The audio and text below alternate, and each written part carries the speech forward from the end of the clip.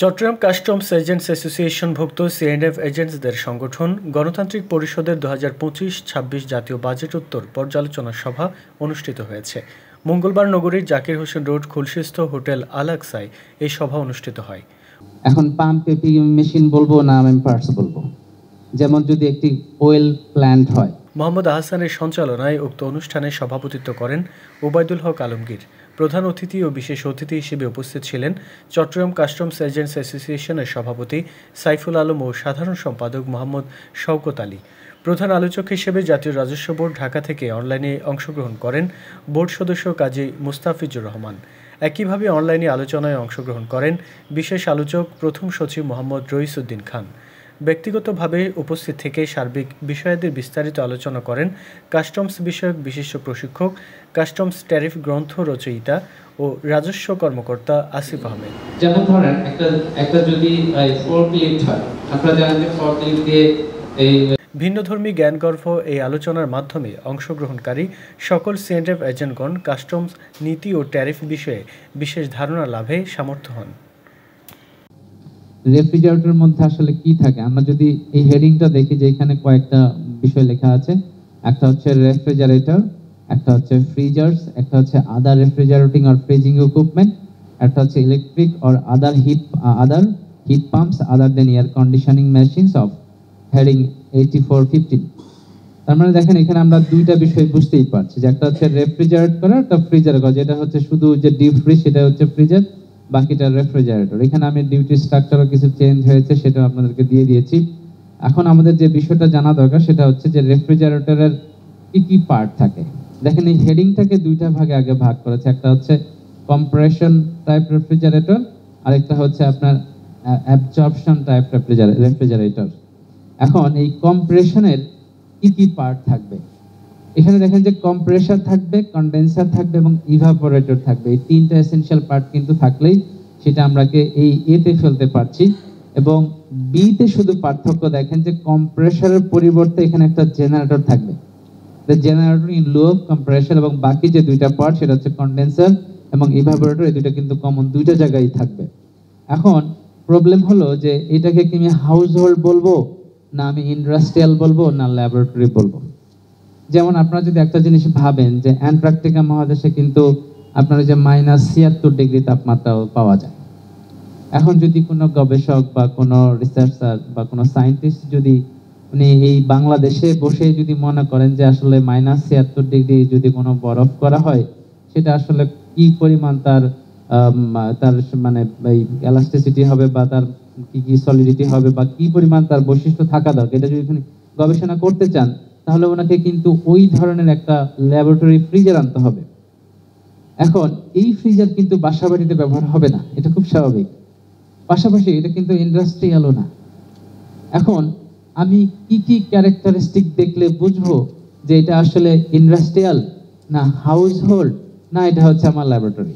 কারণ একটুখানি এদিক ওদিক হলে 84-18 থেকে সুইচ করে আপনার চলে যেতে পারে 84-19-এ।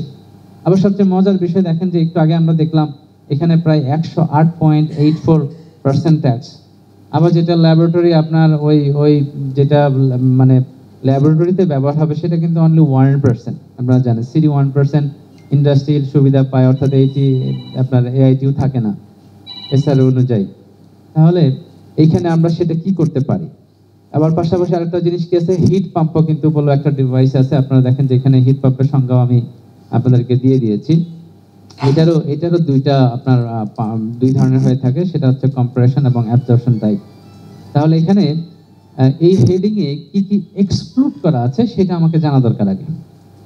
কারণ আমি তো বললেই হবে না যে আমার ল্যাবরেটরি রেফ্রিজারেটর 84-18-তে যাবে না, 84-19-এ যাবে, বা 84-19-এ যাবে না 84-18-তে যাবে। সেটা তো আমার একটা রেফারেন্স থাকতে হবে যে আমি আসলে কি কারণে বলবো।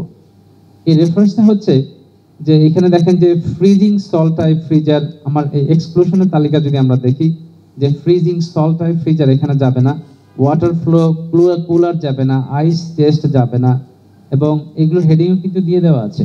আইস চেস্ট কখন যাবে না? যদি এটার মধ্যে ওই ধরনের রেফ্রিজারেটিং ইকুইপমেন্টগুলো যদি সাজানোর কোনো ব্যবস্থা না থাকে, শুধুই একটা ক্যাবিনেট, ওই যে আমরা যে তিনটা পার্ট দেখলাম, ইভাপোরেটর, এবং হচ্ছে আমরা ওই পার্টগুলো যদি এখানে না বসানোর কোনো সিস্টেম না থাকে, তখন কিন্তু 9403-এ শুধুই ফার্নিচার হিসেবে এটাকে দিতে হবে। এরপর আরো কিছু বিষয় আছে, সেটা হচ্ছে যে দেখেন যে the heading exclude reversible heat pumps comprising a motor driven fan and element for changing both the temperature and the humidity. These are regarded as air conditioning machines of heading 8415. অর্থাৎ যদি এই টেম্পারেচার কন্ট্রোলের কোনো part যদি এটার মধ্যে থাকে এবং হিউমিডিটি চেঞ্জের বা কন্ট্রোল করার কোনো পার্ট যদি থাকে, তাহলে এই রেফ্রিজারেটরকে আবার তখন কিন্তু সুইচ করে 18 থেকে 15তেও চলে যেতে পারে, শুধু যে 19-এ যাবে সেটাও কিন্তু না। তাহলে 19-এ আমরা কি কি হলে 19-এ বলবো সেটাও আমরা একটু জানতে চাই। এখানে দেখেন যে 19-এর মেইন 3টা পার্ট হচ্ছে, এখানে মেশিনারি হবে, প্ল্যান্ট হবে বা ল্যাবরেটরি ইকুইপমেন্ট হবে। তাহলে আমরা এখানে একটা পার্ট সংযোজন পেলাম যে ল্যাবরেটরি ইকুইপমেন্ট। সেই ল্যাবরেটরি ইকুইপমেন্ট হতে গেলে আমার এখানে কি কি জিনিস ইনক্লুড থাকবে সেটাও আমার জানা দরকার। এখানে দেখেন যে আমার এক্সক্লুশন আমি পরে যাচ্ছি, ইনক্লুশনে আসেন যে আমার এই জিনিসগুলো নন ডোমেস্টিক হবে। প্রথমত হচ্ছে নন ডোমেস্টিক হবে, দ্বিতীয় হচ্ছে যে এই গ্রুপটা কি কি জিনিস কভার করবে। দেখেন যে heating, boiling, cooking, concentration, evaporation, vaporisation, cooling, এই জিনিসগুলো থাকবে। এবং এখানে যে বিষয়গুলো ইনক্লুড থাকবে সেটা হচ্ছে ভেসেলস, ভ্যাট এবং ভেরিয়াস কাইন্ডস অফ হিটিং এবং কুলিং ইকুইপমেন্ট থাকবে। সেগুলো কি কি? সেগুলো দেখেন এখানে থাকবে হচ্ছে ইভাপোরেটর অবশ্যই থাকবে, ল্যাবরেটরি লায়োফিজাইশন, ফিলাইজেশন অ্যাপারেটাস এবং ফ্রিজিং ড্রাইং ইউনিট থাকবে, টানেল ড্রায়ার থাকবে, রোটারি ড্রায়ার থাকবে, প্লেট ড্রায়ার থাকবে, স্প্রে ড্রায়ার থাকবে। এবং একটা বিষয় অবশ্যই থাকবে, সেটা কি দেখেন যে specially design laboratory apparatus and equipment generally small in size. আপনারা যদি বাসা বাড়ির রেফ্রিজারেটরগুলো দেখেন, যেটা আমরা 300 লিটার 500 লিটার এরকম কিনে থাকি, বা টন হিসেবেও বলে 1 টন 1.5 টন 2 টন রেফ্রিজারেটর বা এয়ার কন্ডিশনের ক্ষেত্রেও কিন্তু এরকম কিনে থাকি। সাধারণত 12,000 BTU হচ্ছে 1 টন। তাহলে আপনারা জানেন যে বিসিডিতে কিন্তু 2 লাখ BTU বা এর বেশি হলে সেটাকে আমরা বলছি যে ইন্ডাস্ট্রিয়াল ইকুইপমেন্ট বা ইন্ডাস্ট্রিয়াল রেফ্রিজারেটর বা ইন্ডাস্ট্রিয়াল এয়ার কন্ডিশনিং মেশিন। তাহলে ল্যাবরেটরিগুলো কিন্তু তা না, এটা কিন্তু এই 2 লাখ BTU এর প্রয়োজন নাই। এটা হয়তো বা 12,000-এরও কম, ধরেন আপনার 6,000 BTU। তাহলে এটাকে কি আমি হাউস হোল্ড বলবো না আমি আসলে ল্যাবরেটরি বলবো? এখন প্রশ্ন হলো যে একটা হাউস হোল্ড রেফ্রিজারেটরের তাপমাত্রা কত থাকে? -7 থেকে 7 পর্যন্ত